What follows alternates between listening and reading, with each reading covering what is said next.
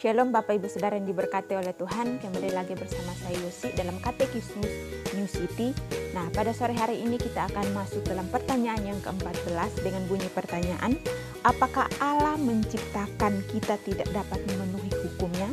Saya ulangi sekali lagi, apakah Allah menciptakan kita tidak memenuhi hukumnya? Jawabannya itu Bapak Ibu Saudara kita bisa lihat, jawabannya itu tidak. Karena dikatakan bahwa tetapi akibat ketidaktaatan orang tua pertama kita, yaitu Adam dan Hawa, seluruh ciptaan jatuh ke dalam dosa. Kita semua terlahir dalam dosa, kita semua terlahir dalam kesalahan, rusak secara mendasar dan tidak dapat memenuhi hukum Allah tersebut. Nah, Bapak Ibu Saudara yang diberkati oleh Tuhan, melalui pertanyaan yang ke-14 ini kita akan sama-sama belajar dalam Roma pasal yang ke-5 ayatnya yang ke-12. Saya ulangi sekali lagi, mari kita lihat di dalam Roma pasal yang ke-5 ayatnya ke-12. Di sana dikatakan, sebab itu sama seperti dosa telah masuk ke dalam dunia oleh satu orang, dan oleh dosa itu juga maut.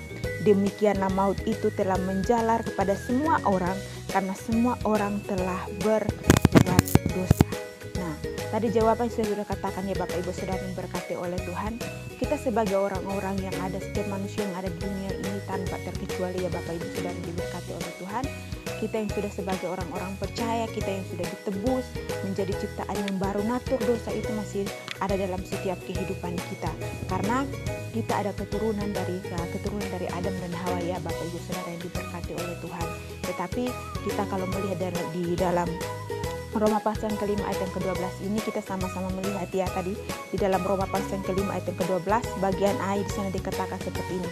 Sebab itu sama seperti dosa telah masuk ke dalam dunia oleh satu orang dan oleh dosa itu juga maut. Karena katakan sudah jelas ya, melalui Adam dan Hawa orang tua pertama kita yang sudah jatuh dalam dosa melanggar perintah Tuhan pada waktu itu, kita semua orang tanpa terkecuali kita tidak hidup benar atau kita menjauh dari Allah karena dosa tersebut ya. Dan yang di dalam Roma pasal yang ke-5 ayat yang ke-12 bagian B di sana dikatakan seperti ini. Demikianlah maut itu telah menjalar kepada semua orang karena semua orang telah berbuat dosa. Nah, Bapak Ibu Saudara yang diberkati oleh Tuhan, melalui Roma pasal yang ke-5 ayat yang ke-12 bagian B ini, di sini sudah jelas ya Bapak Ibu yang diberkati oleh Tuhan bahwa dosa memisahkan kita dengan Allah. Jadi saat manusia masih berdosa, kita dipisahkan, kita dijauhkan karena kita dipisahkan bukan karena kitanya tetapi karena natur dosa itu ada dalam setiap kehidupan kita orang-orang percaya. Nah, Bapak Ibu Saudara yang diberkati oleh Tuhan, kita akan melihat yang pertama di sini Bapak Ibu. Di sini Abraham Booth mengatakan seperti ini. Saya percaya bahwa pada mulanya Allah menciptakan langit dan bumi serta segala isinya. Tuhan juga menciptakan manusia sebagai puncak dari segala yang dijadikan. Manusia sebagai ciptaan Tuhan yang mulia dan yang sempurna, yang memampukan dan memungkinkan untuk mentaati hukum Allah secara sempurna. Ya, Bapak Ibu Saudara ini berkati oleh Tuhan. Dan yang kedua yaitu di sini kita bisa lihat di sini David Bisgrove di sini dikatakan seperti ini. Kita sebagai manusia diciptakan segambar dan serupa dengan Allah. Sehingga karena natur manusia itu adalah buatan Allah, maka manusia seharusnya mampu untuk melakukan hukum Allah dengan sempurna. Namun karena dosa manusia terjual dan dibawa oleh kuasa dosa, sehingga manusia tidak punya kemampuan untuk melakukan hukum Allah dengan sempurna.